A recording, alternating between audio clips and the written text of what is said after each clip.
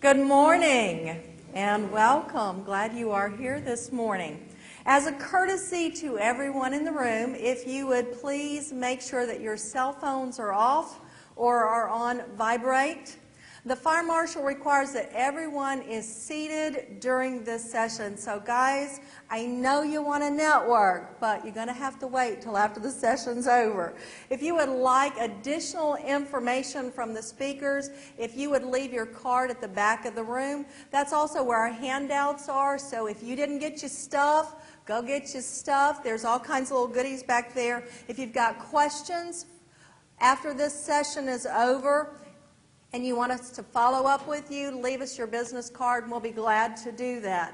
There's a speaker directory available on the conference webpage on the Mardi Gras mobile application, so this is a valuable speaker resource for you. You should have an evaluation form, so if you would make sure that you have that completed, if you'll leave that evaluation form at the table in the back whenever you finish, we'd appreciate it. And just on a side note, would you please give us a good grade? All right. We're going to be talking today about finding the green incentives in green homes. I'm an environmental educator. I'm your panel moderator. My name is Karen Story. I am with, I actually helped to put the curriculum together for the NAR green designation. And I am an agent and also a broker, so I walk the talk of green. At least I try to. You know, every day I think it's a challenge, isn't it?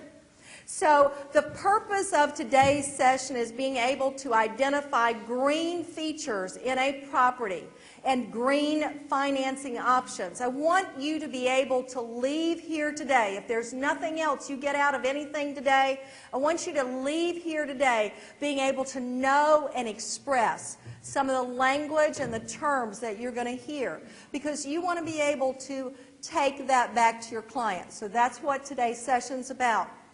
When we begin today, the first person I would like to introduce is Al Medina.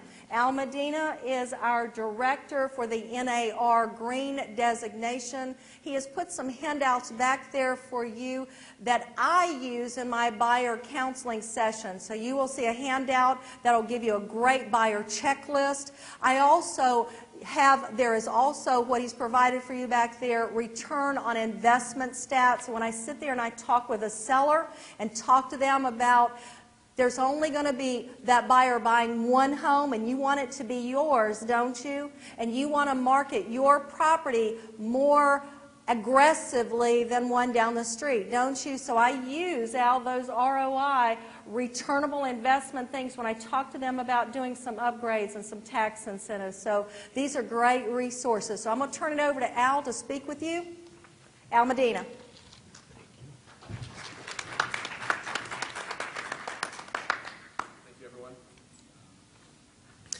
Again, welcome to the conference and welcome to this green session. Last year, we had fewer green sessions and they weren't attended as well. And what we're seeing today is, or over this weekend, is our green sessions are more people are attending them. Our green booth on the exhibit floor is getting a ton of traffic. Our reception event last night was very well attended. We had over 100 people attend it. So our program is growing. We are 2 years into the program, and we just surpassed 6,000 designees, so we're really happy about that. To put that into context, our main competition, which is EcoBroker, it took them 7 years to reach 6,000 designees. So, I mean, we're part of the NAR, mothership, so to speak, and, we got our distribution network with all our course providers. So either way, we're really proud about our progress. Just in general about our program, it's a core course, an elective course. It's 18 hours of education. And essentially, it provides advanced training so that you could seek out and understand and market homes with green features. And then you pass the exams, you submit your application, and you will receive all sorts of member benefits. Monthly newsletter, monthly webinar, customizable marketing material. You're uploaded to 4 directories. And we got partnerships with USGBC, NAHB. We do marketing on your behalf. So really quick, are there any designees in the room? Wow, great. One of the things we're going to be working on as well is getting our message out to the broader realtor audience. And so, these sessions kind of attract people that are already tuned into green, but we need to get the message out to our leadership internally and externally so they understand the importance of green. So that said, I just want to give you a couple stats. Earlier this year, we surveyed our designee base. I don't know if you guys remember taking the survey, but some of the results were interesting. We had about 55% of you that had not done a listing. 75% of you had not represented a buyer interested in somebody interested in a green home. And so that's kind of indicative of what's going on in the country. Green's very geographic. In some places, early adopter cities, there are a lot of green transactions happening, and others not so much. But really the promising stat out of the survey was that 9 out of 10 of you said that one or more builder in your area is building green. And I think that's a trend that we're all seeing right now is a lot of the major home builders, national home builders, they're basically saying we're going to deliver green homes as a standard package. I know Lennar Homes is doing that. I believe Toll Brothers is going to be doing that. So the builder community is adopting this. Not to mention the legislative side of things and policy side of things. Building code is changing to either encourage green home construction or even in certain cases mandating it. I know there's certain cities out there, and even I believe the state of California with their Cal Green Code starting January 1st, 2011 is essentially mandating green. And I know that's not a word that the realtor world likes, is mandating, but you know what? It's the reality. It's happening. So you being here, you guys being the early adopters, I think it's great. You guys are ahead of the curve. I really, this may sound extreme, but I really feel that if you don't get education in green right now, you're going to be professionally obsolete in 5 years, 3 years, depending on where you're at. You really have to have knowledge in green. The whole industry is changing this way. It's really the future. A couple other stats on greening the MLS. That's something that we've been very involved with at the Green Resource Council. We've got a website that we created and launched in April. It's called greenthemls.org. If you haven't checked it out, please check it out. It's essentially a free resource for the MLSs out there, and if they want to consider implementing green features, there's a free resource out there that was put together in a very good collaborative manner with all sorts of stakeholders, with early adopters. We got all the right recommendations in there, and it's free, it's out there, and as green designees, you could present that to your MLS decision makers as a resource and explain to them why it's so important, because having green features is so important because we need to create the sale comps that show that green homes are performing better in the marketplace. They're selling faster, and in certain cases, they're selling closer to their actual ask price than as compared to conventional homes. So it's great to have you here, and I will pass it on to our next speaker here. Yes, ma'am. It's greenthemls.org. Greenthemls.org. And then our website is greenresourcecouncil.org. We got a ton of resources on our webpage as well. So again, thank you very much. Thank you, Al.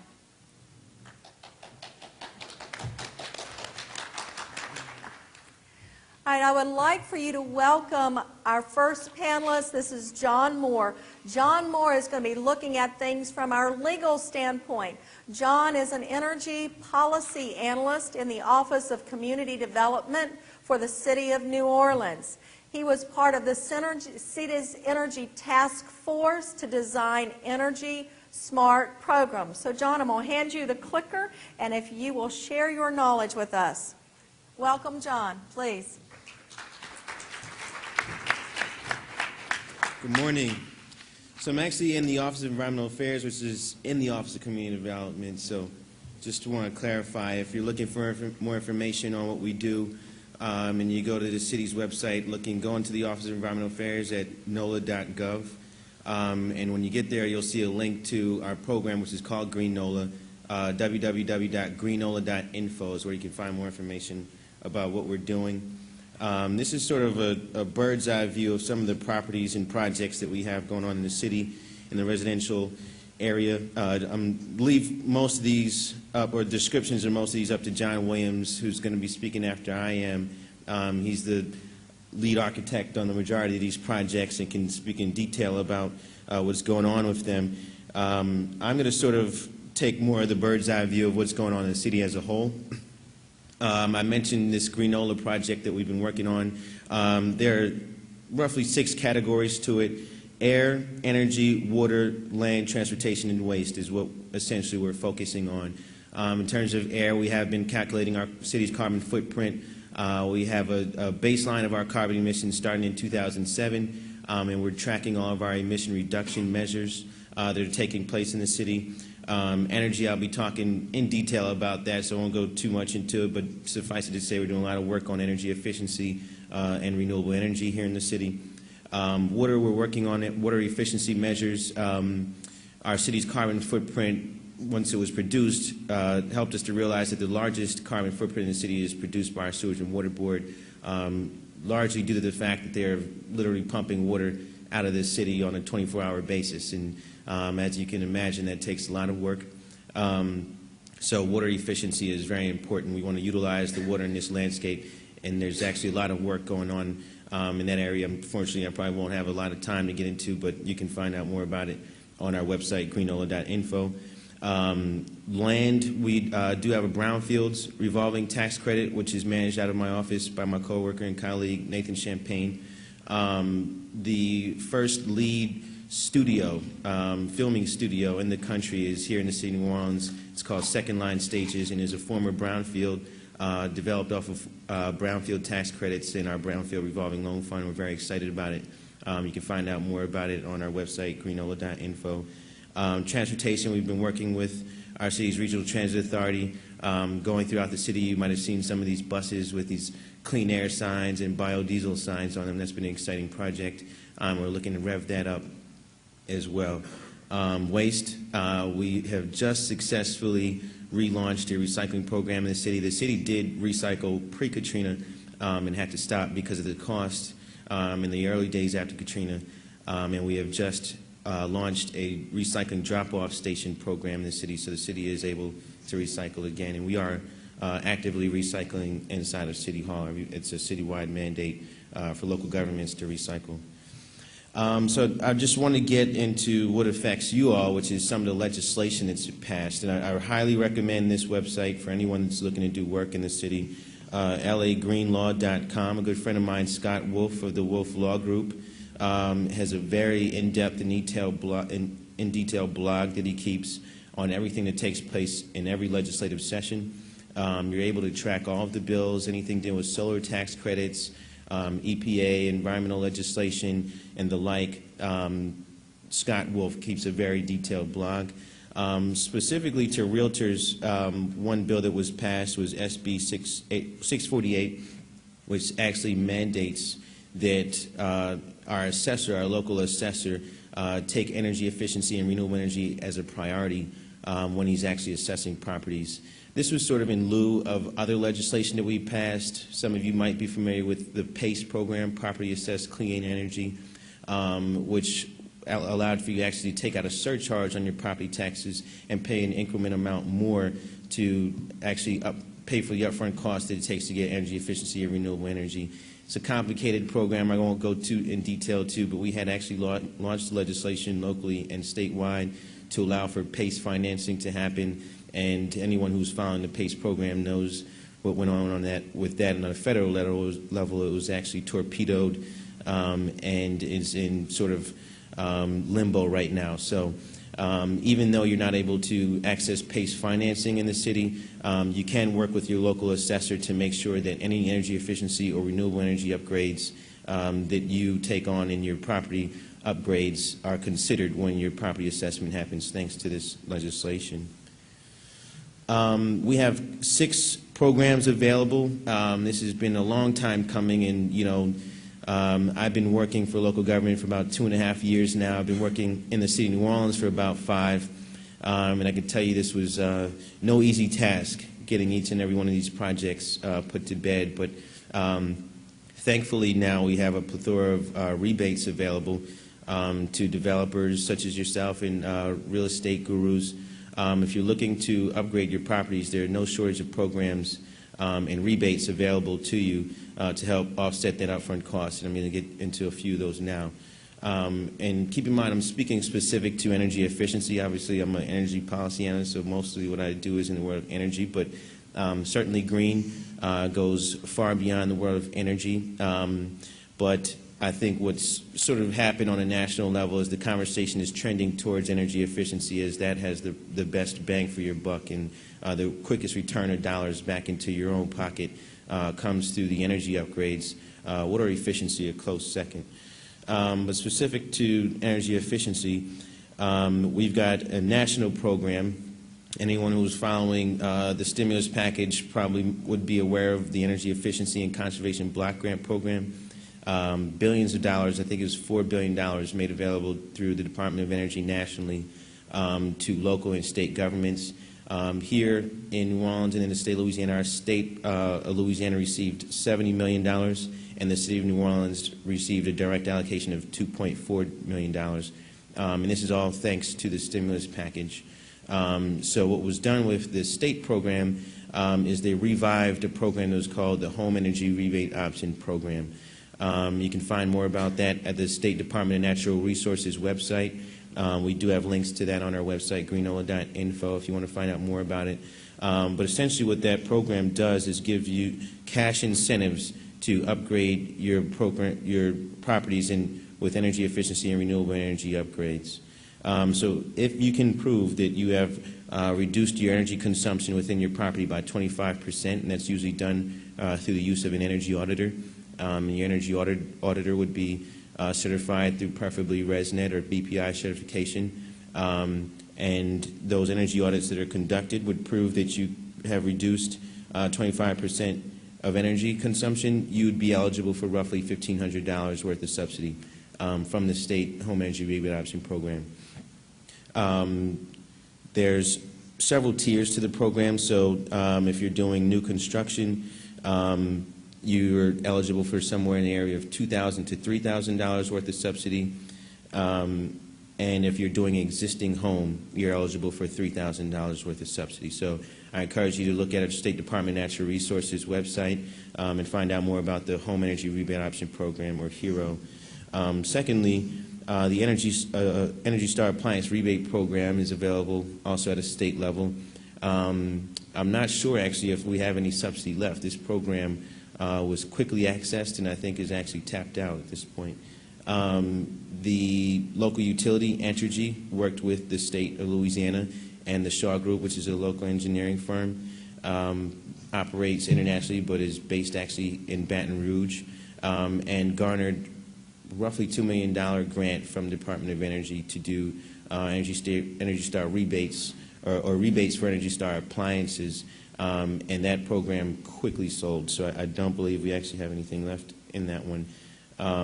But Energy Star as a whole is a very exciting program of the EPA, and if you look on their website nationally, there's tax credits and incentives available nationally for Energy Star programs. Energy Smart is a program that's been a long time in coming. This program goes back roughly 10 years, I believe, worth of legislation and arguing and back and forth legislative work that's been happening to create the Energy Star program, or Energy Smart program. It was previously known as the New Orleans Energy Efficiency Program and is now called Energy Smart. This is literally monies available from our local utility, Entergy, New Orleans, to the local ratepayers of New Orleans or developers. And those subsidies come in the way of roughly $1,500 rebates for energy efficiency upgrades for properties, and $5,000 rebates for commercial. So if you couple this Energy Smart program with the Home Energy Rebate Option Program, you're really starting to look at a pretty nice area of subsidies for yourself. And the numbers start to pencil when you really start to layer these programs. In and of themselves, when you sort of isolate them, if you try and do one, a lot of folks complain about the amount of paperwork it takes and how long it takes to get monies back. And then keep in mind, these are rebates, so you have to wait for your check to come back at the end of the fiscal year.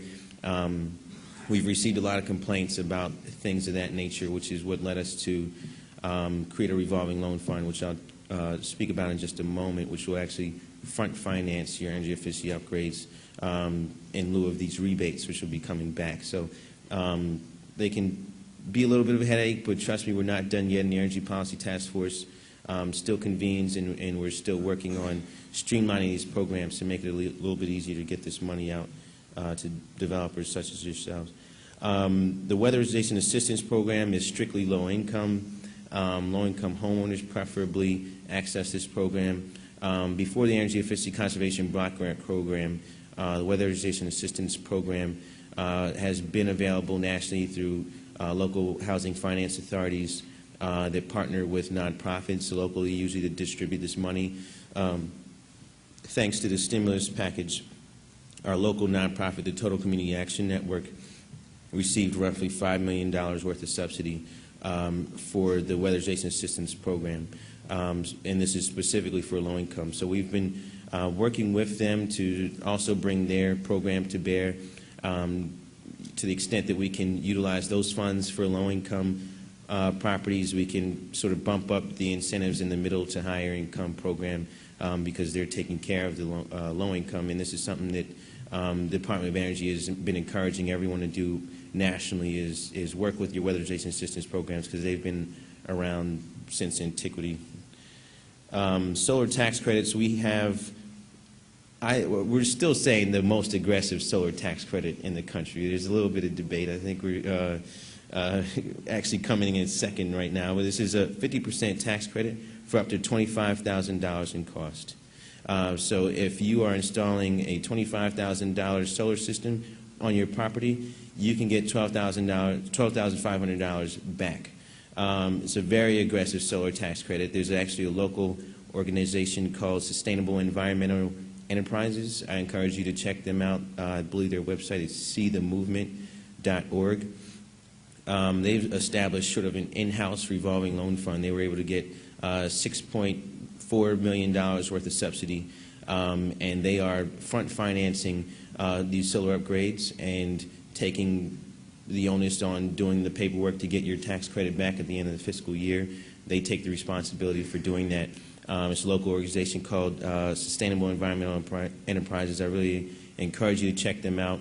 There's also a very successful business, South Coast Solar, that is very good at getting you through this, the loopholes and the paperwork that it takes to access these credits. There's many different ways, and I don't know if I'm able to explain all of them to you because, you know, as a federal government employee, we're not supposed to explain how to take advantage of credits more. Let's just say that if you have 2 rows of solar systems on your property, you can double dip on this tax credit. And a lot of folks have been double dipping and seeing huge returns on this tax credit. You can get your first row on the top, 50% off on that one, and then 50% off also on the bottom. And I've seen a lot of developers do very well with this tax credit. So I encourage you to take advantage of it while it's available. We're actually going to be in an arm wrestling match to keep it in the next legislative session. So definitely file your paperwork ASAP if you have some properties in New Orleans and you're interested in garnering that tax credit. Now we're here at the Energy Revolving Loan Fund. This is sort of complicated because it's actually going on right now, and we're actually negotiating with our contractors to develop it right now. It has not been released, but there are many programs that are successful nationally doing these energy revolving loan funds that I'll sort of speak about in a minute. But our local energy revolving loan fund is funded through $1.7 million. These are all recovery investment dollars or stimulus dollars that are funding this revolving loan fund program. We're sort of late to the game. A lot of other cities and states have launched these energy revolving loan funds previously. And thanks to the stimulus package, we've been able to get $1.7 million to establish our own. This was using $700,000 from our direct allocation, and then another $1 million that we received through a competitive grant working with the Southeast Energy Efficiency Alliance. Anyone in the southeastern region, I definitely encourage you to check out Southeast Energy Efficiency Alliance and see what they've been up to, siaalliance.org. The national program that I think is the most successful that everyone is looking to mimic is the Keystone Help program. Keystone Help focuses the majority of their attention on heating and cooling systems, HVAC system replacements. So property owners who are looking to replace their heating and cooling systems go through this revolving loan fund program. They receive a low to no interest loan through the Keystone Help initiative, and essentially have that work performed and then pay off the loans through the energy savings that they garner by having this upgraded system. It's a low interest loan that's locked in for the life of the loan, and you can find out more about it on the KeystoneHelp.com website. And I'm going to talk about a couple more real quickly. The Long Island Green Homes Initiative is also one that we've been sort of tracking and following. This gets in when you really start talking about the rebates and the ongoing success of these programs. The success of the revolving loan fund programs are really contingent upon the rebates that you're able to create or make happen in your local government, which is the reason for our Energy Smart and HERO and our Weatherization Assistance Program. To the extent that we're able to offset your costs to these rebates, it can buy down the amount of subsidy that you're going to have to put into paying off this revolving loan fund. So what we saw happen in the Long Island program was they did something very interesting. They actually made carbon dioxide be taxable as a waste. So everyone from utilities to refineries within their local jurisdiction who was pumping out carbon dioxide in excess of a certain amount was being taxed. And that tax incentive is what went towards their revolving loan fund program to buy down interest rates and establish loan loss reserves. So their program is, I'd say, second in the nation to Keystone Help right now, just because of the fact that it has a long-term subsidy. Utilities and refineries buy into it, and they're okay with paying these subsidy. A lot of times when you're negotiating with your local utility, you can take one or two routes. You can play hardball, or you can try and get flies with honey. Whatever you need to do, it's clear that the local utilities are really the ones that are sort of carrying the burden to keep these rebate programs successful, that make the loan programs even more successful. So Long Island Green Homes Initiative, we've had a lot of meetings and discussions with them in the designing of our local program, and it's also very successful. The Ohio Home Energy Assistance Program, one of the things we like about this program is it actually separates the subsidy. So during the cooling season, you have access to one sort of subsidy.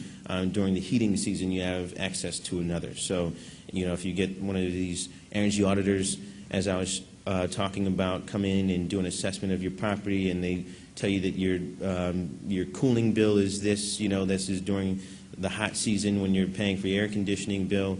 They design the rebate to cater specifically towards the cooling season, and then during the heating season, when it gets cold, the rebate changes, and it's sort of catered more towards insulation and radiant barrier and things that you would need during that season. So we've been following the Ohio Home Energy Assistance Program as well in the development of our local revolving loan fund program, which we expect to launch next month. Other successful programs, the Texas Lone Star program, the Montana Alternative Energy Revolving Loan Fund program. I definitely encourage you to look up information on those if those are the states that you reside. The Texas Lone Star program has been available for some time, even before the stimulus package. It is available statewide. And again, it also front finances energy efficiency and renewable energy upgrades for properties. And you're able to pay off those revolving loans through rebates that are also available on the state level. So here's a national snapshot at some of these loan programs. And one of the reasons this is important is because what the Department of Energy has really been trying to get us to do is establish some national criteria in terms of underwriting, loan loss reserve levels, interest rates. They're really interested in standardizing a national product that will eventually be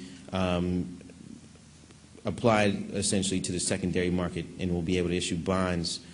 Qualified clean energy bonds are bonds that have been in existence for a long time. They've kind of taken a hit in the recession. And to the extent that we can aggregate all of these local loan programs, nationally, now we're thinking about our economy, even internationally at this point, how do we sort of aggregate all these loan programs and create something successful, a successful product that can be successful in the secondary market? So, we get these, drill downs from the Department of Energy all the time, who is, pushing us to establish criteria that looks like this state and that city. And this is some of the statistics that the Department of Energy has given us. 29 states have energy revolving loan fund programs right now. 34 states have utility-operated programs. Remember, we were talking about how important the utilities are to this work. 5 states have municipally operated programs. And many of the programs are what are known as hybrids, meaning that they do 2 or 3 of the things that I was just describing to you that need to happen to make a successful program, meaning they have the rebate program available, or they are also buying down interest rates, and they have a loan loss reserve. You're going to need one of those 3 at least to have a successful program. And many cities and states are doing all of the above, which makes for a very successful program. As I just stated, these are some of the things that they really encourage you to do to create a successful program. Interest rate buy-downs, very important. Obviously, the term of your loan is going to significantly dictate the success of it. No one wants to be locked into a loan for upwards of 10 and 15 years. We're actually considering doing with our $1.7 million is buying down interest rates for local banks. It's really necessary in an immature market such as New Orleans, where these loan products have not been available before. You don't want to launch a program that has upwards of 6.8 and 7% interest rates, because obviously you're counting out a huge portion of your market by even doing that. So in an immature market like a New Orleans, interest rate buy-downs are actually very attractive. They might not need that in, say, Portland or Seattle. Loans and grants, a hybrid of the two. If that's not available in your local, wherever you reside, I really encourage you to get active with your city council or whoever regulates your local utility. Sometimes these programs are created by citizen-led initiatives. Our own program was spearheaded by a local nonprofit. The Alliance for Affordable Energy is a group down here that's been doing work on this for 25 years. And thanks to a lot of the rough and tumbling with the utility that they've done, they've been able to create some of these programs that are actually going to help make our revolving loan fund program more successful. And then, revolving loan funds as a whole, as we've just been talking about. So funding sources for your rebates, here are a few. Legislation, I just mentioned the legislation for property assessments, for instance. The more equity that's tied into a property thanks to energy efficiency, that creates a value in your market. People see that, they respond to it. I think one of the shortfalls that we experienced in the fallout from the real estate market previously was that, people would say, go in and just change out some countertops or put in some new blinds, and then all of a sudden you saw $50,000 and $100,000 upticks on the property sale. And a large part of the argument, I think, is how do you really quantify what is a increased value in a property, and what better to attach increased property value than to energy efficiency, because it is also putting money back in the pocket of your homeowner to pay for these increased property values. So there's legislation that's sort of surrounding all around the energy efficiency market, I think, for that reason right now, just because of the fact that there's true value in energy efficiency and it's quantifiable, as opposed to tying value into, let's say, new countertops. Bonds, I just mentioned the secondary market, and the violation funds that the Long Island market takes advantage of, and the multi-tier program that we were talking about, sort of rebates or a revolving loan fund stacked on top of a rebate program, which is taking advantage of some sort of violation fund from a utility or refinery. A hybrid of those 3 is, very successful, and you need to think on that kind of a level. You have to have 3 and 4 sources of subsidy coming in for your program in order for it to be successful. The City of New Orleans is also a Solar America city. There are 25 Solar America cities in the nation. This means that we get special technical assistance from the Department of Energy to establish our Solar America, or our solar initiatives locally. Information on that is also available on our website, greenola.info. Actually, if you go to the website in the bottom left-hand corner, you'll see the Solar America City logo, and you can click onto it. It'll take you to another website, Solar Power NOLA, or solarpowernola.org, which gives a lot of information about our solar initiatives locally, the training programs available at our technical colleges, the 50% tax credit that we were just speaking of, and local vendors such as South Coast Solar all have information up on that website. That's it for me. That's my contact information, my email and phone number, and once again, please check out our website, greenola.info. We keep it regularly updated about all the work that we're doing in the green and sustainable industry here in New Orleans. We do have some pending legislation locally to upgrade our building codes, and there's a lot of trainings available at our local technical colleges and community colleges for those who are looking for green jobs. We actually have a green jobs kickoff event this Saturday at Dillard University.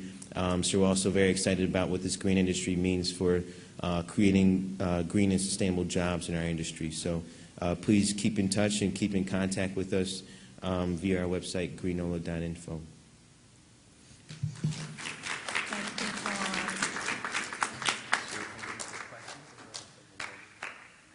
Does anyone have any questions for John? Yes, ma'am. Just because it's topical today, the New York Times article on due to the reduction in cost of natural gas, how many incentives are being pulled back for energy conservation as far as utilities go. Virginia just killed theirs and would not do the increase. Kentucky has killed theirs.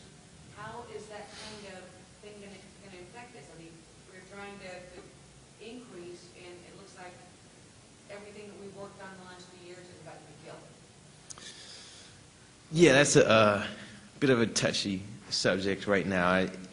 I try not to take too much of a stance on natural gas. I think that the vote is still out on it. Actually, I just had a meeting about 2 weeks ago with some of T-Bone Pickens people who have established a compressed natural gas facility at our local airport. They're actually fueling cars with compressed natural gas. So we're excited about the diversification of the energy supply, certainly. I think there's still a big concern about the environmental effects of natural gas. I've seen certainly several documentaries about the production process that make us concerned about the health effects to citizens who are living around these natural gas facilities. It's very combustible, and I think the scariest clip that I saw was someone who was actually cutting their water on in their home and lit a match. I think you saw the same documentary. His water was running, and literally flames, shot out across the living room when he lit a match right next to his water coming out of his own faucet.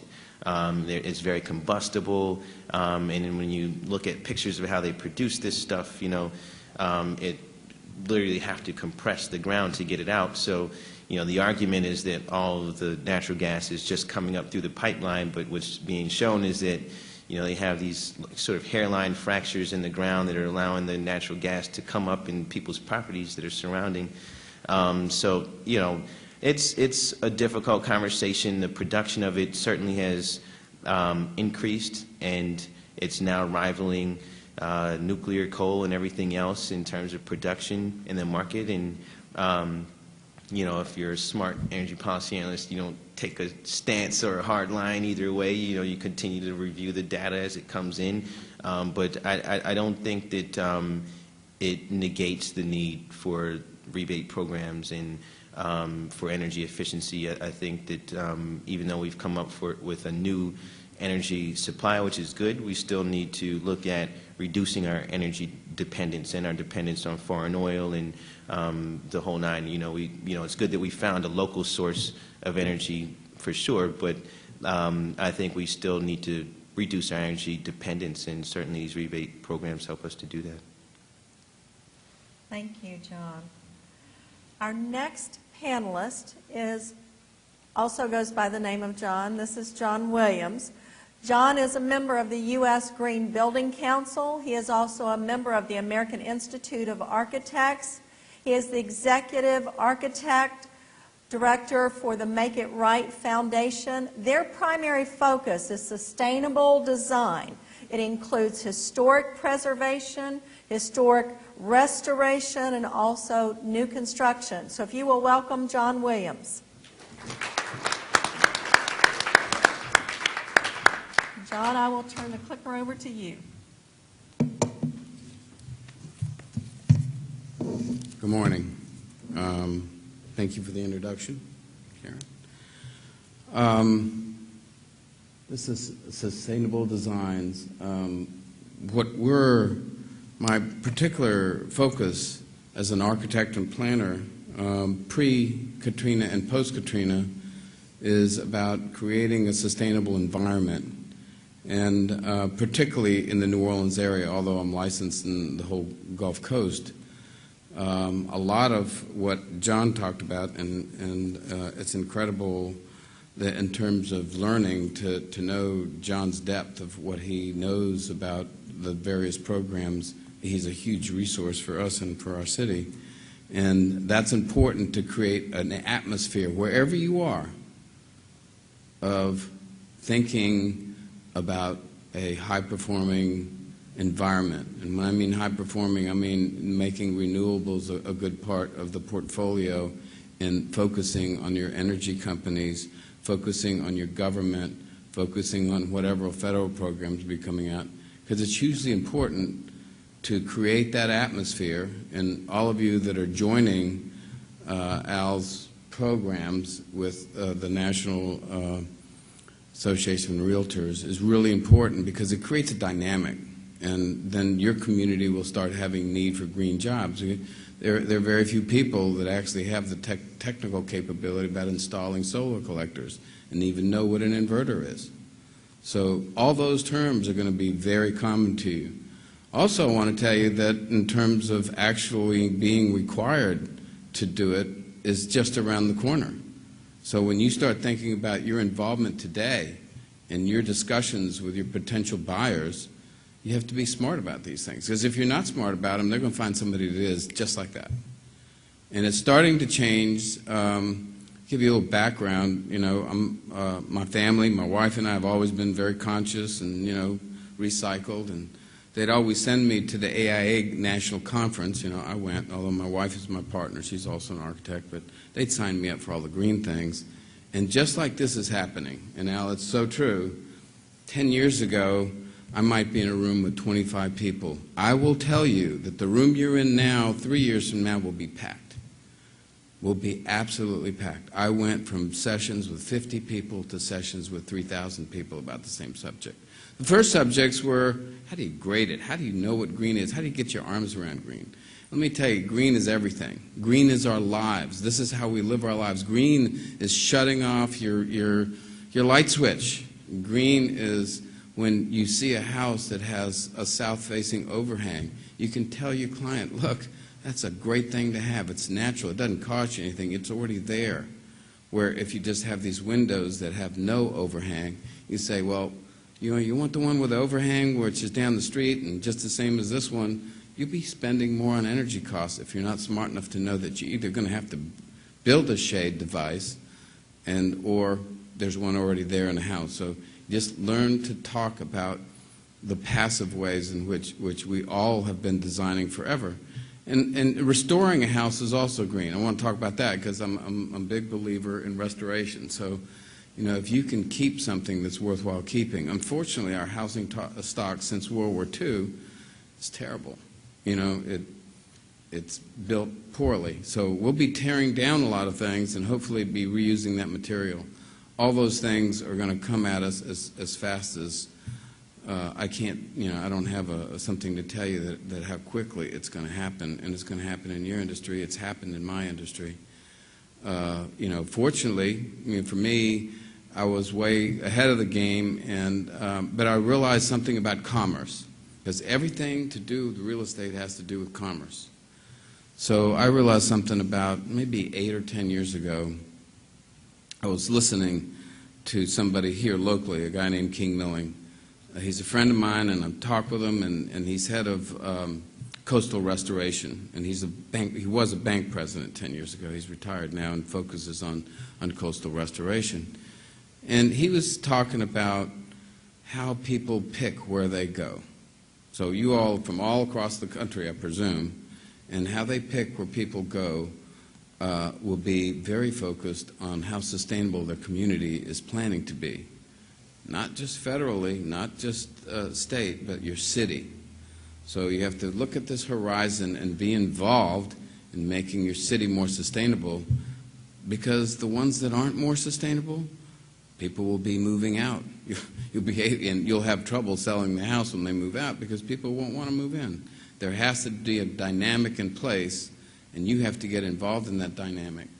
And the dynamic here was, we can't do anything with anything that we're involved in unless we pay attention to our coast. So I don't think I have a lot of slides about the coast. This is actually just showing you some various variation of the types of things we do: schools and restorations and the Make It Right houses, and also do exhibit design. It scares me, but actually it's been hugely great that I'm diverse, because the economy just tanked, and now I have a little bit of everything, so that's worked. We have another slide. Which one? The next slide is about what happened post-Katrina. Because of my involvement, let me go back to the story with King Milling. I realized that we have to really focus on being sustainable. So I did something. I said, how does somebody rate? How do you find out whether somebody's really focusing? And I had been learning about this U.S. Green Building Council. And you have to realize that just 12 years ago, the U.S. Green Building Council meetings were in attendance. They have, like, I'm going to the convention in Chicago, and they'll probably have about, even with the economy, about 28,000. So 12 years ago, anybody want to guess how many people they had at their meeting? 300. They had 300. And it was a very important meeting, and they're incredibly influential now. So influential that most cities are using their grading standard, and I know we may be heading that way, and so we have to be careful about that, but that's a whole nother deeper discussion, to say you can't do, a lot of them are using the 50,000 square foot mark, but that will easily, if you're over 50,000 square feet, you have to be LEED Silver. The military has been adopting for over 5 years before Katrina a LEED standard, and they tried to create their own, but they fell back on LEED because it's now becoming the dominant market. So understand about grading, understand about LEED, understand about getting involved in the MLS system that Al is helping create, and it will give you kind of a more inside track. So what I looked up about 7 years ago, before Katrina, everything in New Orleans is either pre or post Katrina. I hope you have to understand that. And there was, I wanted to check on how many people were registered for the U.S. Green Building Council as, somebody, certified. So how many people in this, let's say, I'll give you a hint that Seattle probably had about 2,000 or 3,000, and if you were in New York, they had, 1,500. Anybody want to guess how many we had in Louisiana? 1. Very good person. I hooked up with him when we started teaching people how to do that, get certified. Because a corporation is going to have a measuring stick about where you're going with your vision and how successful you are in terms of getting there. And I'm going to go into some particulars about houses in just a moment, but you have to look at the whole community. If you're selling a house, what is one thing you got to know about? You have to know about how sustainable your schools are. You have to know whether they're in walking distance and how the community's going. So it's not just about, the bricks and mortar. It's about the whole community aspect of looking at what's going on with that. So that's how I got involved right after the storm. Somebody says, well, if you're talking about green, you got to talk to that, that architect. He's been doing that green stuff. And so actually Global Green found me about a week after Katrina and said, we want to get in. And I am very involved on a national level with some very significant, sustainable folks, because I'm always trying to bring them down here. And most of the people said, got to stay out of Louisiana. So I'm crediting Global Green for doing an incredible thing. And for you that are from Los Angeles, they're a great organization, and they're really meaningful about making a difference. They said, nope, we're not hesitating. We want to come in here. We want to set up a resource center. And that's how my buddy John first started, right? What was your first job in Green? Which was Global Green. They started hiring people. And look at this young man and how knowledgeable he is just from starting out, getting a job, moving on to another job. You have to create that culture in your community, and it's hugely important. So because I had a pass to go anywhere, because I'm on the Governor's Commission for Coastal Protection, Restoration, and Conservation, and Kathleen Blanco, I reached her assistant on the phone about a day after Katrina, and I'd stayed for Katrina and then got out the day afterwards. She faxed me a pass that I could go anywhere, and I got Global Green in, and they saw what to do. And this is how they viewed this, and it's a wonderful way for you all to think about your communities. When you look across the horizon of all the housing stock you have to imagine that about half the housing stock that you're looking at is going to be torn down, because it's not going to be worthwhile to redo. Fast forward 30 years from now, you're sitting there, half the housing stock that you're looking at won't be worthwhile because of the energy costs and the homes that will be being built and how productive they'll be. So you have to be careful if you're putting in somebody into a house that it's going to be high performing or have the potential for be high performing. Generally, a one-story house, slab on grade, the 120,000 variety will be torn down, because you can't insulate between the brick and that stud wall. And it's just the truth. And it's easier to take it down and build something that'll be high performing if you can find out how to use those methods. And guess what? A few years from now, not too many years, you're going to be required to reach a certain energy standard. Energy companies are now having portfolio standards. They have to find enough people using renewable energy. And some countries are just off the chart. We're competing internationally for how we do what we do to houses. And what's important is that we have to keep up. So I'll get back to that in a second. Let me get back to my Brad Pitt story, because everybody's always interested about Brad Pitt. So the director of Global Green came down. We started putting a resource center in the New Orleans area, and the way they were looking at this is, if you're going to rebuild, it's hugely important to rebuild sustainably. And they fashioned this like a dirty bomb. There will be times in this century where there'll be some bad things that happen and people have to be moved out, whether it's an earthquake or a dirty bomb or another Katrina. You wipe out a whole area, there should be a standard to rebuild so that the people that you're rebuilding for are completely in an environment that is sustainable, and sustainable to a level that I'm going to describe to you in a moment. So this is actually the next slide.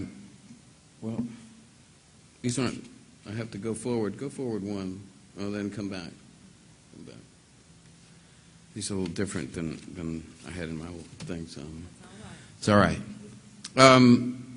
What happened then was the director of Global Green ran into Brad Pitt, and we had a competition. And this was the result of the competition. And it was in the lower Ninth Ward, which I don't know if any of you have toured or been down there. It was the most devastated, because what happened here for us in terms of rebuilding was that we had the worst man-made disaster in the history of our country. The flood walls weren't built properly.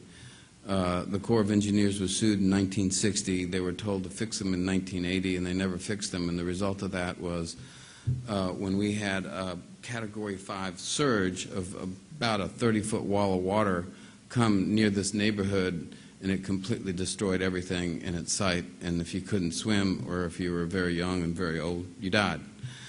And so we can't allow that to happen again. And so Brad Pitt understood that, and then he eventually understood that we can't allow this to happen because one of the reasons it happens is that we've lost our wetlands.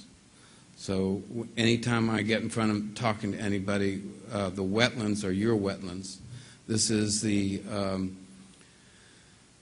river basin handles 2/3 of our country, and it's the 3rd largest aquifer in the world, and we're losing it at a dramatic rate. I think the last is like every 43 minutes we lose the football field. Since 1930, we've lost the state of Rhode Island.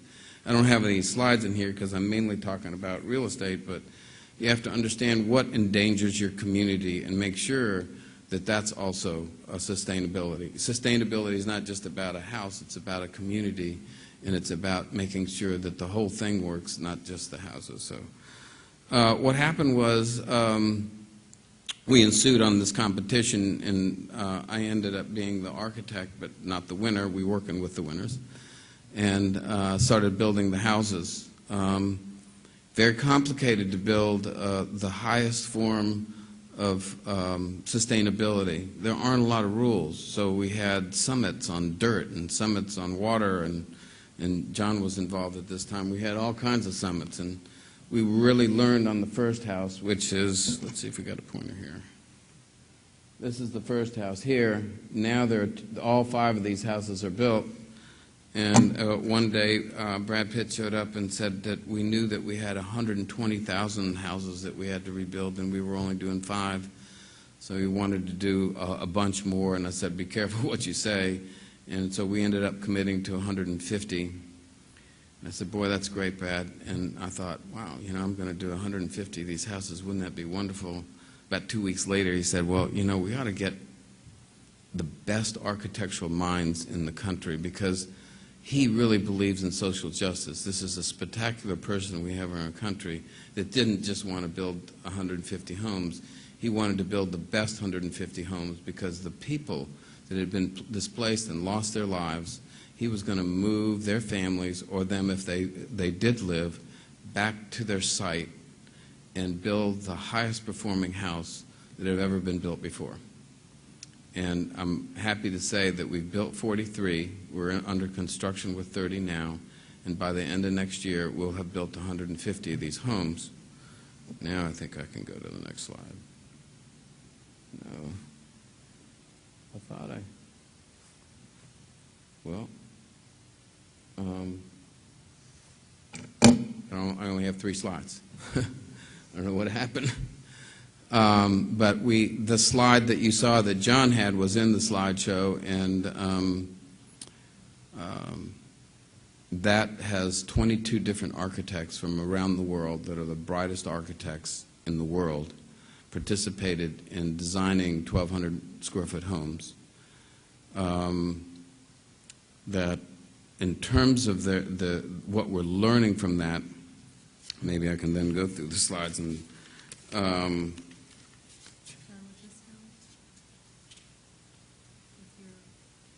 it just doesn't have the slideshow. It's okay. That what we do, what's most important, is we learn, do, and teach. So this program is one that focuses on advanced framing techniques because what we're doing is building these high-performing houses affordably and so that we can replicate them. And I know I don't have the slides here, but that's all right. If you visit down there, which you should, people come to the city just to see these houses, and they're hugely impactful in terms of, one, because they're just pretty houses. And so one thing about sustainability is that you build attractive homes. And the tendency will be that they'll last a lot longer if you build them that way than if you don't. They're also cradle to cradle. A fellow named William McDonough is part of the Make It Right team. Brad Pitt formed this team after he started with Global Green. He said, I'm going to form this team. We're going to pick the spot where it's least likely to ever rebuild, because the people that lost their lives and their homes in the lower Ninth Ward were God-fearing. It's a community of 18, it was a community of 18,000, 5.5 years after the storm, or 5 years after the storm. It only has about 2,500 people from the 18,000. And he felt and still feels as though they deserve the very best. So he built right where the breach was, and we have an area, a target area there that I hope you have a time to go down and see. And it is the most it has the highest concentration of sustainable homes at this level than anywhere else in the world. The homes are cradle to cradle, and what that means is not only do we bring the folks back to their original site where they owned a home, or in the neighborhood where they owned a home, but we also make it so that they're LEED Platinum. So there's all the houses are LEED Platinum.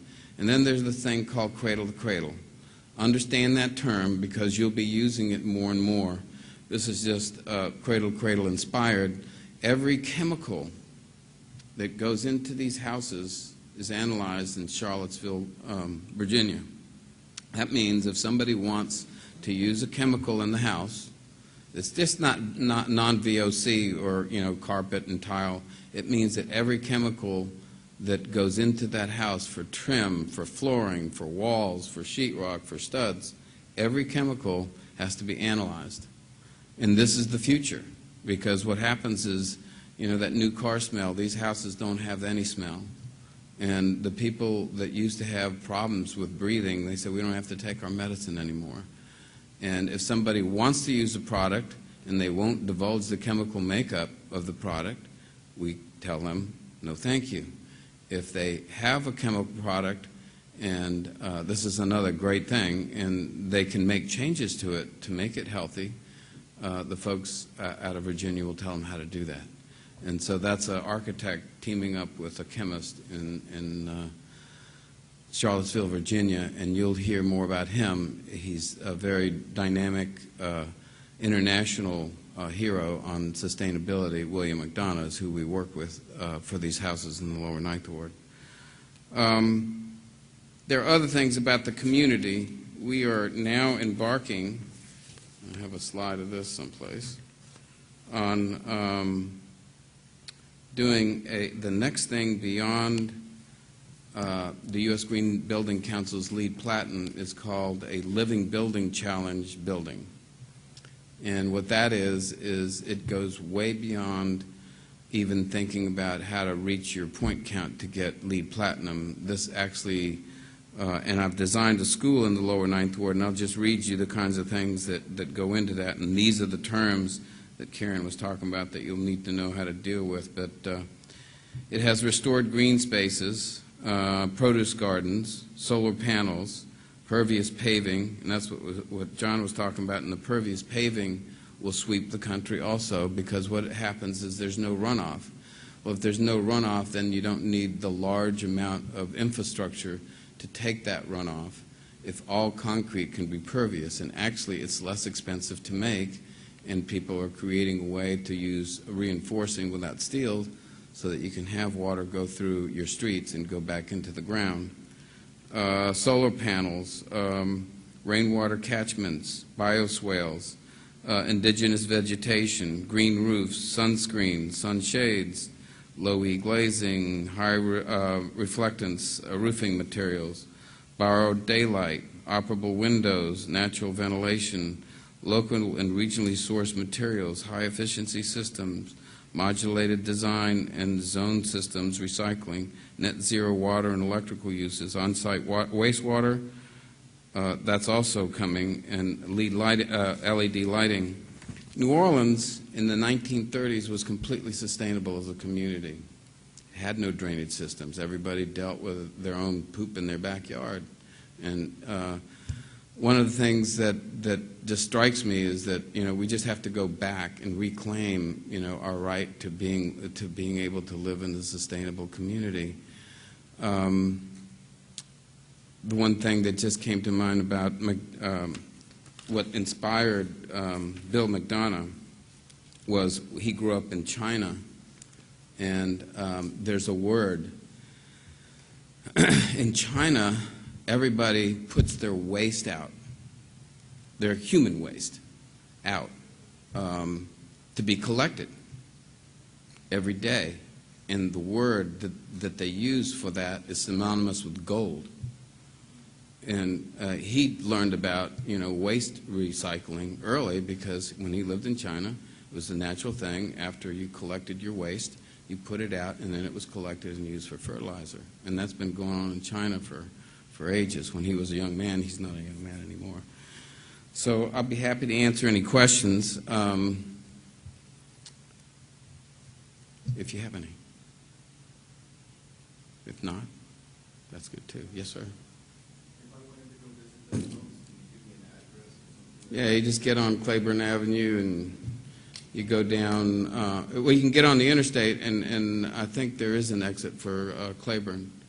And you just keep following Claiborne for about maybe 2 or 3 miles, and you go over an overpass. Over about halfway there, you go over an overpass, and then you go over the Industrial Canal, and it's immediately to your left after you go over a bridge going over a waterway, which is the Industrial Canal.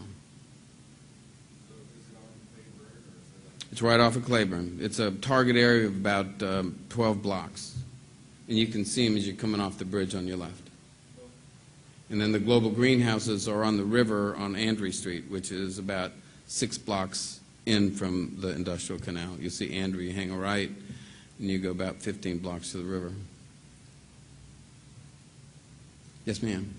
I'm interested in finding out more information about William McDonough. Would I just Google Cradle to Cradle.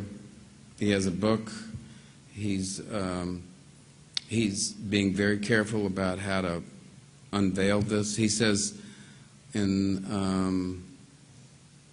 let's see, I think not, during the Bush administration, Congress made George Bush sit down with him for an hour and explain about how the world will be changing. You have to understand the biggest user in our country right now of resources is the military. And the highest, they look at this as a defense mechanism. They're the biggest user of oil and gas and building resources in the world. There are also in our country, and John, you know this, everything they do is sustainable now. The whole military is going to, they have huge fields of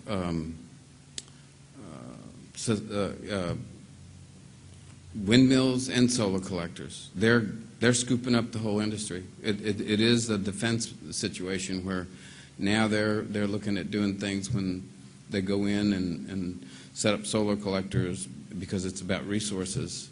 So you have to know, if that gives you a little bit a hint where we're going, I can't do a military job without actually being certified in U.S. Green Building. They usually, I think, are either silver or gold standard. But they're going beyond that. They're looking at wastewater recycling and being hugely independent, not only out wherever they're going to think about going to have a military action, but in all the home bases, because they have thousands of bases. Yes, sir? We're up in Toronto, and there are a lot of builders there who are building the various... Yeah, Toronto's actually one of the biggest. They have now a whole international focus, and they celebrated the efforts at the last Green Building Council, Green Build, about the Canadian U.S. Green Building Council there. One of the complaints, however, There are other, right. It's the complexity of the paperwork, where some of them were just sort of avoiding lead. They're making a lot of money off that paperwork. I got to tell you, it's huge. Well, I'll tell you that just, what is today, Monday, last Thursday, and somebody emailed me something. It is a complex issue about grading. Remember when I told you 10 years ago there were 10 systems? What they did is these folks just gathered together. They're kind of maverick, And they said, this is a fun system. We'll split it up into 5 categories. You got to kind of get over the goal line and get a few points here and a few points there. And one of the points is, you know, that you can earn, and there's a limited amount of points that you can earn, is that, you know, you're melting the snow off your sidewalks with using, you know, a passive way of heating your driveway. Well, that's never going to happen here. So they're trying to make it more regional. And now what's happening, and this happened last week, I'm going to get to my point. Now what's happening is municipalities, and we're considering it because I was in the transition team for this new mayor, along with John and others, for it was a sustainability panel, and I was chairman of the economic development. You have to be real careful. There's somebody suing because they say that this is, you know, an abstract way of actually going green, because you have these choices that you can make along the way, and that they apparently have a product that is not being used as much because there's another way of grading that eliminates whatever product he has. I just got the email this weekend, so I'm going to look at that. And so it's complex, it's dynamic, but it is the way, you know, if we did everything we know and wanted to change our country into solar tomorrow, take 50 years. That's the truth. I mean, it's just there's not enough production and capability of production, and so we have to just think in every direction about how to you know, do everything. It's not just renewables. It has to be a little bit of everything. It has to be all of us willing to, you know, commit some energy to it. Yes, ma'am.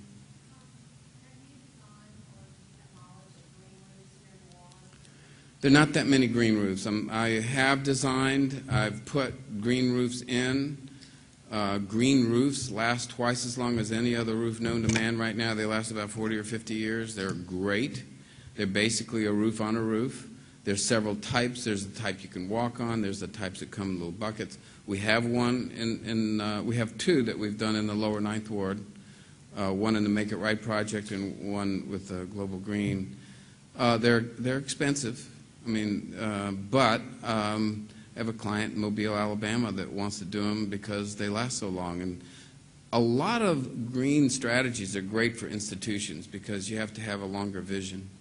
So we're looking at doing solar collectors in a lot of the universities and schools. I really believe that if our children grow up in sustainable schools, they're going to say, hey, I want that for my house. So it's probably over for us, you know. But we have to think of our children and our children's children. So if we can start building sustainable schools, I think, and parents will catch on too. And then they'll want their houses to be that way. And that's going to merge with them being required to do it because of energy costs. Okay. Thank you. Thank you, John. Are you learning some really cool things? Awesome, awesome. All right, our next panelist is Nancy Montoya. Nancy is a Senior Regional Community and Economic Development Manager for the Gulf Coast. She covers Louisiana, Mississippi, Alabama, and Florida. She's part of the Community Affairs Program. So Nancy, welcome.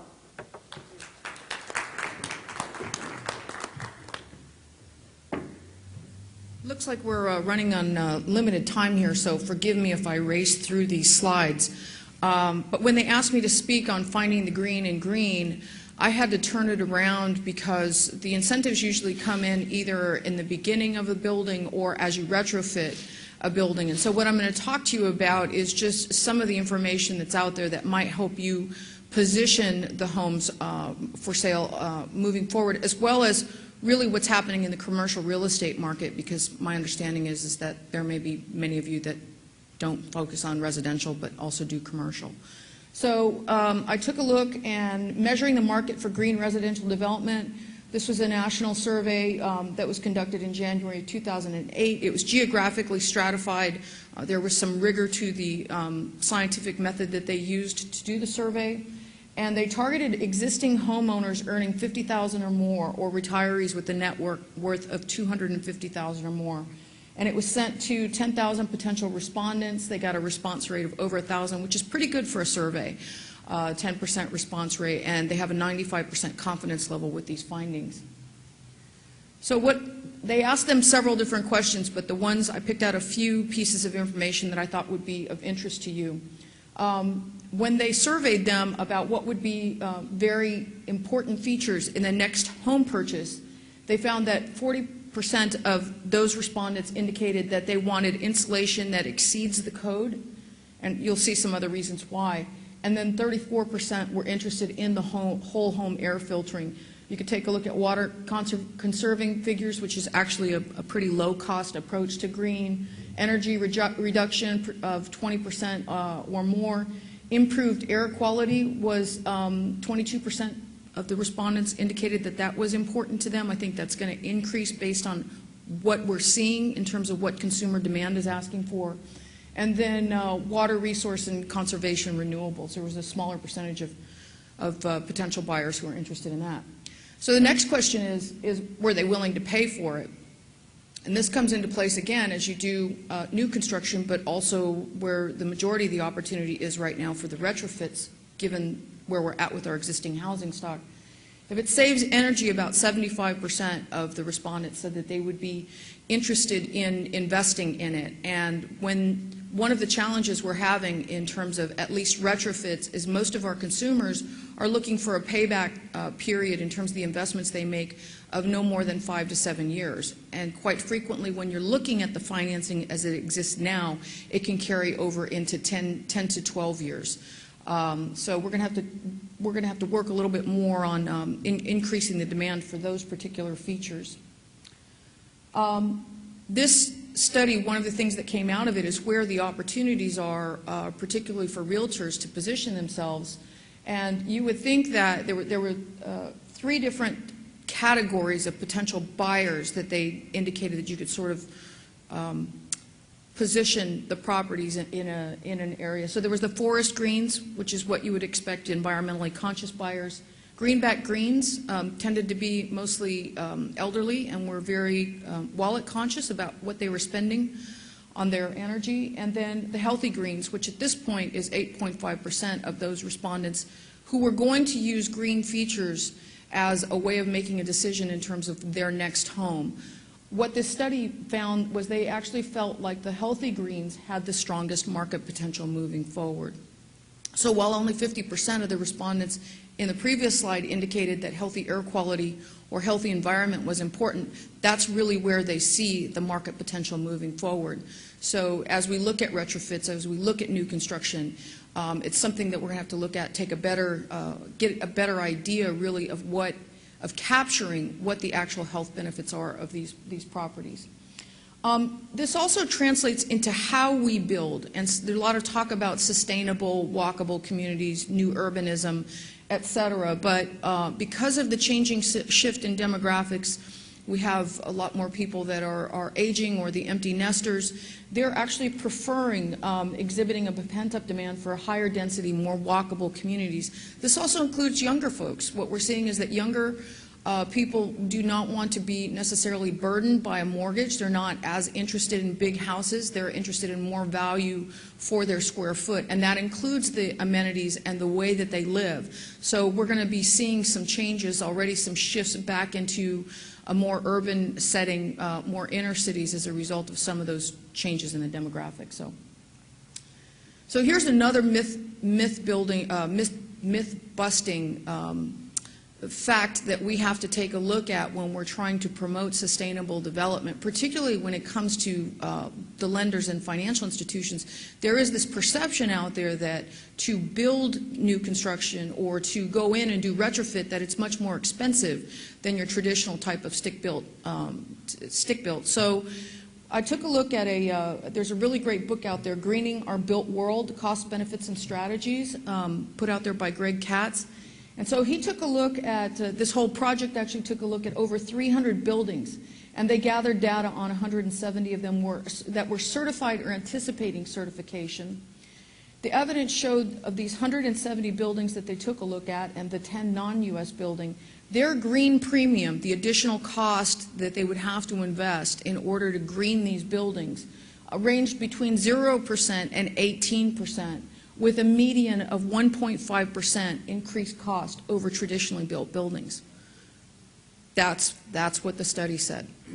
But the perception is that it's much more expensive to be able to do this type of construction. Now, I will tell you, and I think my next slide shows this, that it's a little more expensive, but not as expensive as you would think, to go in and do retrofits. And again, this was residential and commercial. So, but we need to get the word out on that.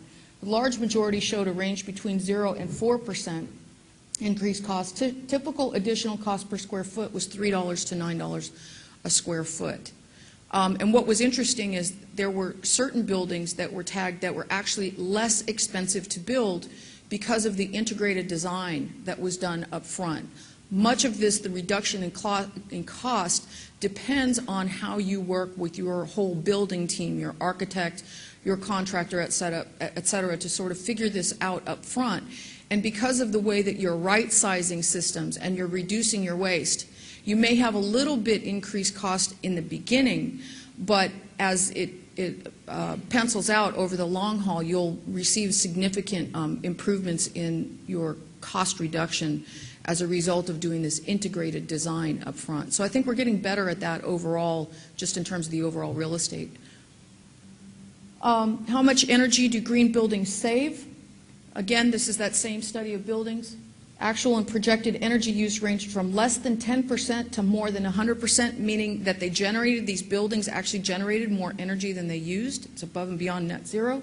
Median reduction of 34% in traditionally or status quo type buildings. 60 buildings reported annual energy savings ranging from 10 cents a square foot to over $2 a square foot.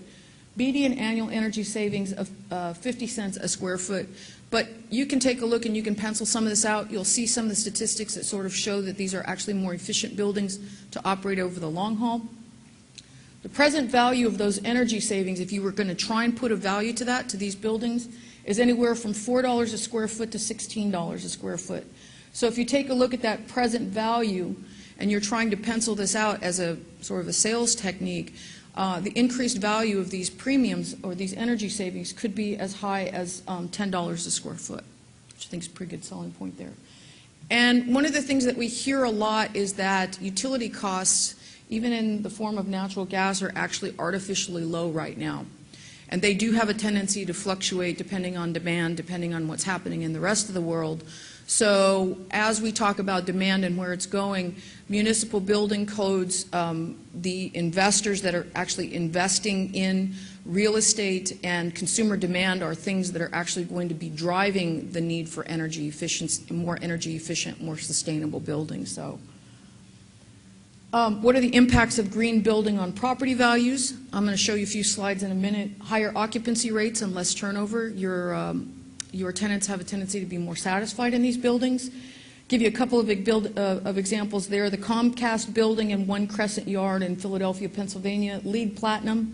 They sustained rents that were 25 to 50% higher than the market in that area. Higher sales prices. A sample survey of 355 LEED certified office buildings reported that they could account for a $24 square foot increase in sales price could be attributed to LEED certification. So if you look at that 1.5% investment up front, that's going to translate out at the back to a $24 a square foot increase in what they're able to sell. You can sort of make some kind of an economic argument that it makes sense to do this up front. And there's anecdotal evidence that points to increased values due to lower operating costs. They're taking a look again at 1 and 2 Potomac Yard in Arlington, Virginia, that reported a 2%, or felt like they could correlate a 2% increase in value on that particular property based on the reduced operating costs. Couple of different slides. These slides are actually direct from Capital Markets, which does a value score that I'm going to touch on moving forward. But you can take a look that, particularly before the recession hit, we started to see more of a demand for rental space in more sustainable buildings. It's changed a little bit since the recession, but what a lot of our experts at the Urban Land Institute, et cetera, say is once we climb out of this recession, that again there's going to be a stronger demand for more certified buildings in terms of the sustainability of these businesses, of these buildings. So you can take a look at the difference in value between an Energy Star building as well as just your traditional stick built out there. Rental rates, you can take a look at the increase in, or the difference in what these buildings are actually able to demand for their rent.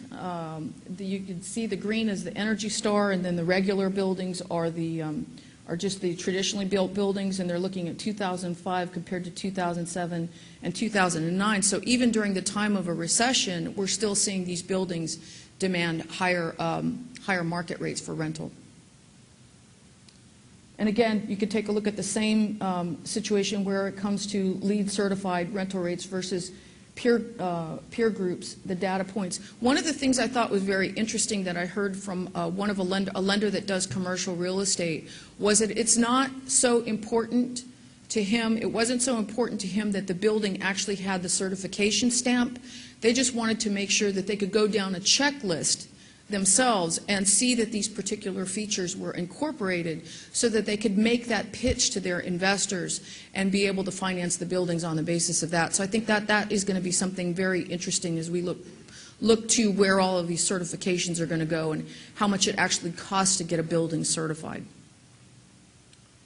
So how do we value green components? There are several different models out there. For those of you that are really lose sleep over this at night, the Federal Reserve Bank of Atlanta is partnering with Tulane School of Architecture, which is actually launching a sustainable development component of their architectural school. We're going to be hosting a conference here in March in 2011 to take a look at some of these different issues around real estate. But this is just one model that capital markets takes a look at. And they actually use this to help value the buildings for their investors. Investors, particularly institutional investors, are driving a lot of the work around commercial real estate development and sustainable buildings because the investors are looking at this as a way of protecting their collateral and having more sustainable collateral over the long haul. So the industry is being driven to some degree by those folks. These are a couple of different examples. This is Iron Horse Affordable Housing in Oakland, California. You can see some solar panels and just more sustainable development there. What capital markets does is they actually take a look at the several different rating standards, the several different certification checklists that can be taken a look at and measured against that particular property. You can see that there's an Energy Star score, a green building underwriting standard. They can take a look at LEED, and they actually put a score based on what that checklist is for incorporating those particular components into the building. And then they come up with a capital markets green value score. 70 in this particular instance would put them in a higher tier 2 asset rating.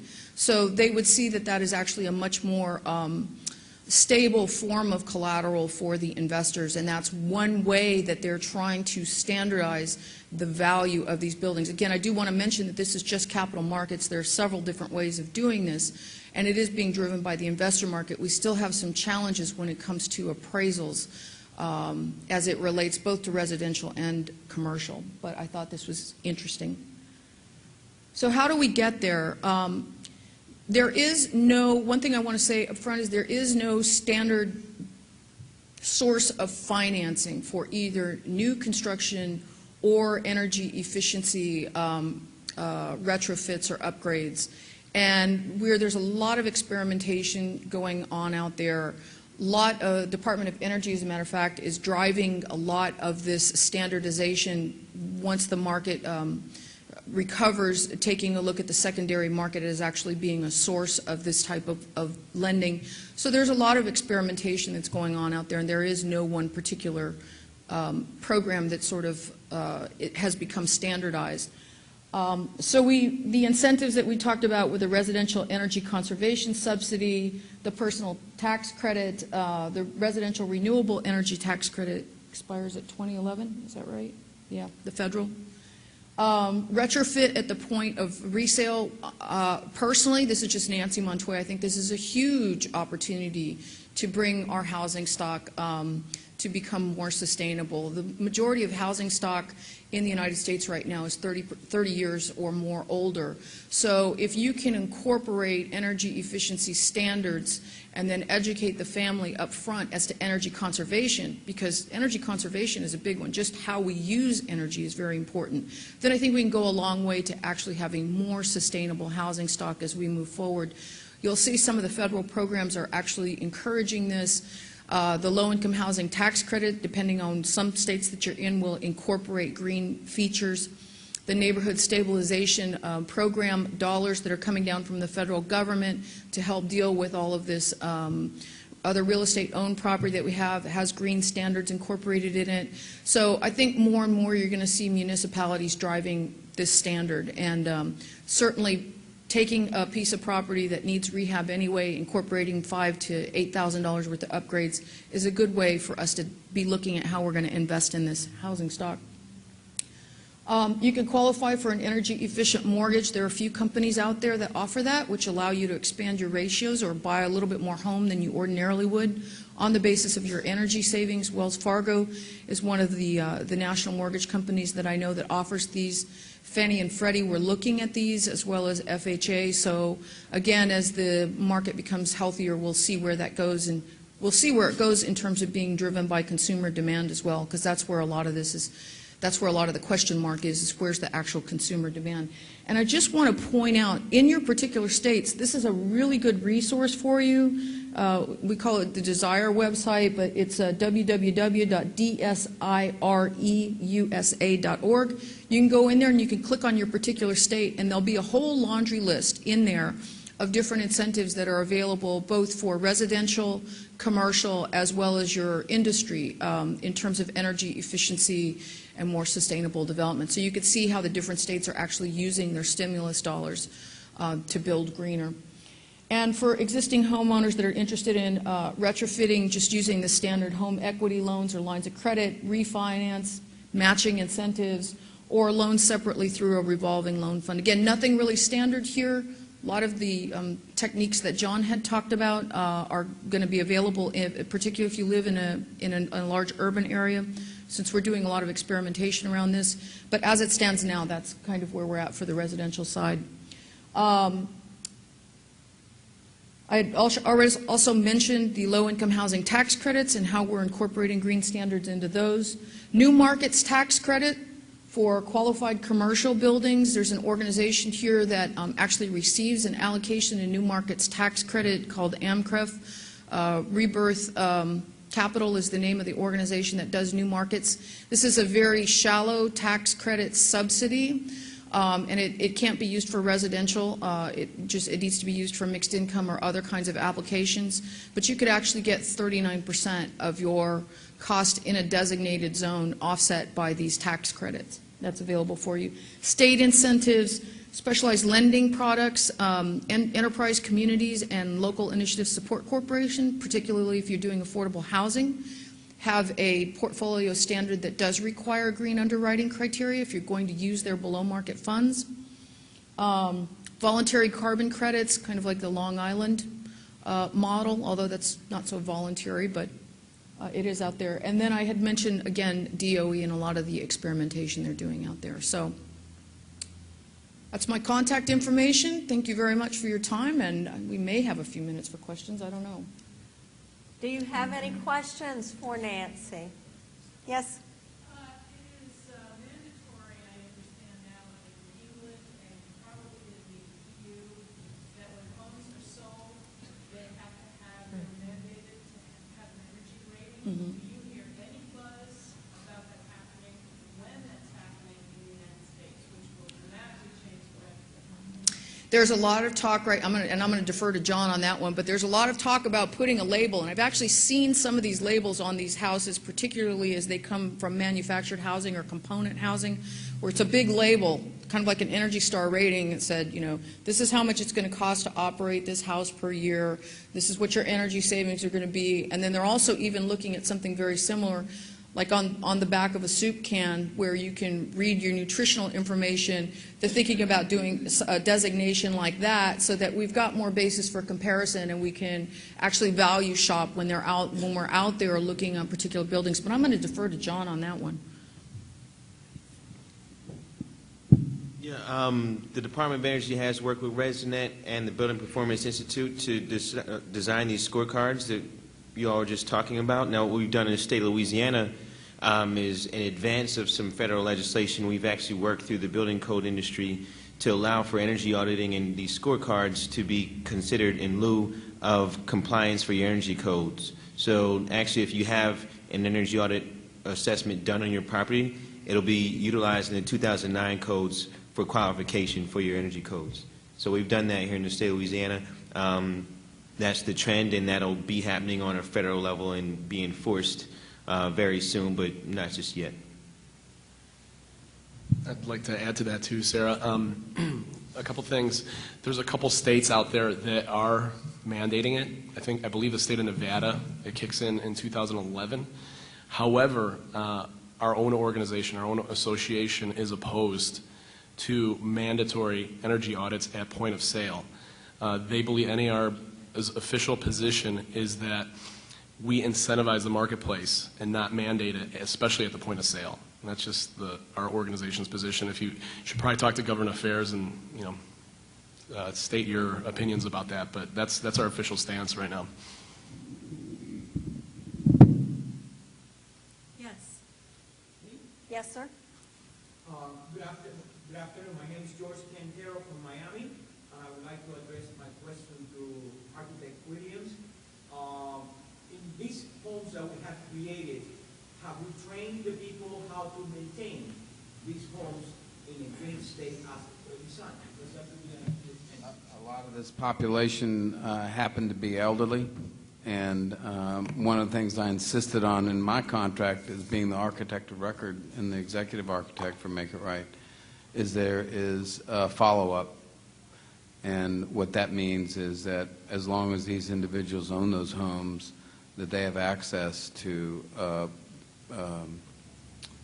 information that would help them if they're trying to figure out how to adjust their inverter, or if there's, like the Energy Star appliances, we have a lot of techniques that we used to reduce the cost, like Nancy was talking about. That's where we're going with advanced framing techniques and hard cell insulation. That the thing they're proudest of is how low their energy bills are. They're paying the minimum on many of them, and what we're learning is that they understand how their energy costs are so low, so they're inviting their friends over so they can wash their cars or watch TV, and so this is great. We can we don't have to pay the energy bills for this. So some of it is about training people about the use, but they're very excited, and there is follow-up. And that's really important because as we move forward, into building high-performing homes, we also they have to come with some sort of ability to train or help or what I call as assist with make sure they're being maintained too. Thank you. Yes, ma'am. Regarding the 203K, earlier session said that they're having trouble using it due to the appraisers not understanding and the lender not understanding. When you walk in, proposal with the 203K, they're not getting accepted because they don't see the value added to make up for the greater loan. Is that being worked on so that we can take advantage of the 203K, which I think is brilliant? First of all, let me just point out that there is a Cornerstone Financial. There's a gentleman by the name of Bo Smith in Jackson, Mississippi, that is an expert in that particular area in terms of combining 203K for energy-efficient mortgages. Just how we value properties and the appraisal process right now is something that we've been struggling with for a long time. The Appraisal Institute actually is doing some, as I understand it, some pilot work around that particular issue, but because this is relatively new to us in terms of scale, I'm not saying it hasn't been done for a long time, But because it's relatively new to us, in residential in particular, what the appraisers look at is fair market value. And it's a difficult time right now because there's a lot of homes that are underwater. So you've already lost the equity position that you would be able to lean on if you were going to incorporate energy efficient features anyway. So there is no good answer to that. Just in particular, using 203Ks is better in a situation where you don't have the upside down situation in terms of equity value, because lenders are struggling with that anyway. Your best bet is to actually use a bank that is familiar with these types of loans, the energy efficient mortgages, and how they in particular would value them. And the other challenge that I'm hearing with 203Ks as well is that not many lenders offer them, so not many lenders are able to actually participate in that program. And so, you know, again, finding somebody who's experienced in this particular area, as we gather more information about what the actual values are and what the cost savings are, how it can translate into a higher value for the property, again, whether it's residential or commercial, this is something that we're all having to focus on. And Al, did you have anything you wanted to answer on that? Yes, I do. Well, I guess first and foremost, the most important thing is educating the appraisers and lenders. And in terms of the stakeholders, and if you look at it, who are the parties to a transaction? All the different stakeholders, the builders, the architects, the lenders, the appraisers, the realtors. The appraisers and the lenders are the last ones to the dance. The realtors were kind of just following that or just before them. But so the appraisers need to get educated. The Appraisal Institute, as she mentioned, does have some education programs, so they are starting to understand the value or are starting to understand the importance of it. They're by nature a conservative group. They want to see the data, the empirical data in the marketplace, so they're waiting for that. And that's one of the things that we've been lacking in the green industry is that empirical data, but it's starting to happen. This is why a green MLS is so important, because it creates the data. It creates those sale comps that the appraisers rely on. So it's so important to add green features to the MLS. Otherwise, it's just the impediment to the progress of the green industry right now, especially with residential. So in terms of like action items, if your MLS doesn't have it, you got to work on getting your MLS to start doing it. It's just but if your MLS doesn't have green features, decisions still need to be made now. So that's why education of the appraisers right now is so important, because there are methodologies that they can apply.